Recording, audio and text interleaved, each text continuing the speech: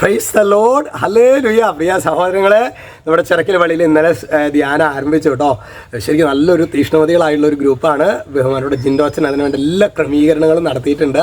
ഞങ്ങളുടെ പ്രാർത്ഥനയിൽ പ്രത്യേകം ഇന്ന് ഓർത്തേക്കണം. ഇന്ന് ഞായറാഴ്ചയിൽ ഒരു ജപമാലയൊക്കെ ചൊല്ലി കാഴ്ചവെക്കുക. ഇന്നലെ അച്ഛൻ പറഞ്ഞല്ലോ, കഴിഞ്ഞ ദിവസങ്ങളിൽ പറഞ്ഞല്ലോ, നിങ്ങൾ മധ്യസ്ഥ പ്രാർത്ഥന ടീമാണെന്ന്.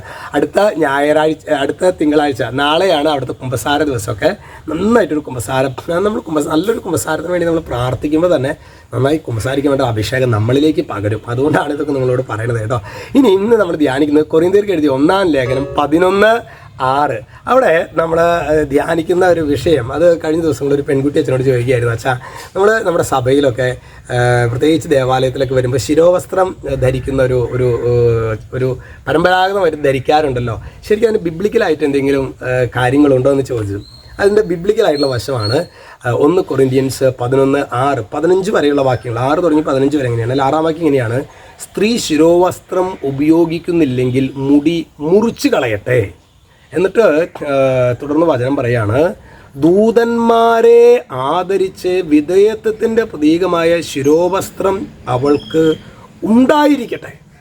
വളരെ കൃത്യമായിട്ടാണ് പ്രിയ സഹോദരങ്ങളെ, നമ്മുടെ പൂർവീകർ ഒന്നും അറിയാതെ ഒന്നുമല്ല മക്കളെ. നമ്മളുടെ പൂർവീകരായിട്ട് നമ്മൾ കൊണ്ടുപോകുന്ന കുറേ കാര്യങ്ങളുണ്ട്. അത് നമ്മൾ വെറുതെ കാരണം അവർക്ക് ഈ വചനത്തെ കുറിച്ചിട്ടൊന്നും പറയുമ്പോൾ അന്നൊന്നും ബൈബിളൊന്നും കാര്യമായിട്ടില്ലെങ്കിൽ പോലും അവർക്ക് നല്ല ധാരണയുണ്ട്. അതുകൊണ്ട് സ്ത്രീകൾ ശിരോവസ്ത്രം ധരിക്കണം. പുരുഷന്മാർ ശിരോവസ്ത്രം, അതായത് ഞാൻ ഇച്ചിരി കഷണ്ടിയാണല്ലോ, അപ്പോൾ കഷണ്ടി കാണാതിരിക്കാനായിട്ടൊരു അത് ധരിക്കാൻ പാടില്ല. പുരുഷന്മാർ ശിരോവസ്ത്രം ധരിക്കാൻ പാടില്ല. ഓരോരുത്തർക്ക് ഇന്നലെ കഴിഞ്ഞ ദിവസം നമ്മൾ പറഞ്ഞില്ലേ, അതായത് സ്ത്രീ പുരുഷൻ്റെയോ പുരുഷൻ സ്ത്രീയുടെയോ അത് വചനം കൊണ്ട് അത് അത് ചെയ്യാൻ പാടില്ല എന്ന് പറഞ്ഞിരിക്കുകയാണ്.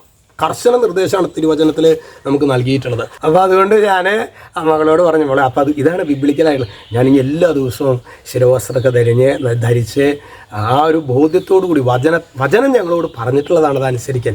ഈ ബോധ്യത്തോടു കൂടി ഞാൻ ചിലപ്പോഴൊക്കെ അവൾ പറയായിരുന്നു, അമ്മോടൊക്കെ ശണ്ട കൂടും, ഞാൻ ധരിക്കില്ല എന്നൊക്കെ പറയും. ശരി, അപ്പോൾ അമ്മ നല്ല കൃപയുള്ള സ്ത്രീയാണ്. അപ്പോൾ അമ്മ നിർബന്ധമായിട്ട് മോള് ശിരോവസ്ത്രം ധരിക്കണം. 6-ാം ക്ലാസ്സിൽ മറ്റും പഠിക്കുന്നത്. അപ്പോൾ അമ്മ നിർബന്ധമായിട്ടൊക്കെ പറയും. പക്ഷേ കുട്ടിക്ക് ഈ വചനത്തിൻ്റെ കാര്യം പറഞ്ഞു കൊടുത്തപ്പോൾ ആ കുട്ടി പറയായിരുന്നു, നാളെ തൊട്ട് ഞാൻ ശരിക്കും ശിരോവസ്ത്രമൊക്കെ ധരിച്ച് മുടി കംപ്ലീറ്റ് മൂടി ശരിക്കും ഞാൻ ഒന്ന് പ്രാർത്ഥിക്കുക വെച്ചാൽ. കാരണം ഈശോ വചനത്തിലൂടെ അത് പറഞ്ഞിട്ടുണ്ട്. നമ്മുടെ മക്കൾക്ക് അത് വചനം പറഞ്ഞു കൊടുക്കണം. വചനം പറഞ്ഞു കൊടുക്കുമ്പോൾ തന്നെ പേരൻസെ നമ്മൾ വചനം പറഞ്ഞു കൊടുക്കുമ്പോൾ തന്നെ ആ കുട്ടികൾക്ക് അതനുസരിച്ച് ഇഷ്ടമാണ്. പക്ഷെ നമുക്ക് അതിൻ്റെ ബാക്ക്ഗ്രൗണ്ട് കൃത്യമായിട്ട് നമ്മൾ പറയണം കേട്ടോ. ഈശോ നിങ്ങളെല്ലാവരെയും സമൃദ്ധമായിട്ട് അനുഗ്രഹിക്കട്ടെ. ഈ ഒരു ഞായറാഴ്ച സാബത്ത് ദിവസം വലിയൊരു ദൈവാനുഗ്രഹത്തിൻ്റെ ദിവസമായി മാറട്ടെ. രക്ഷിതാവായ യേശു ക്രിസ്തുവിൻ്റെ നാമത്തിൽ ആശീർവദിക്കുന്നു.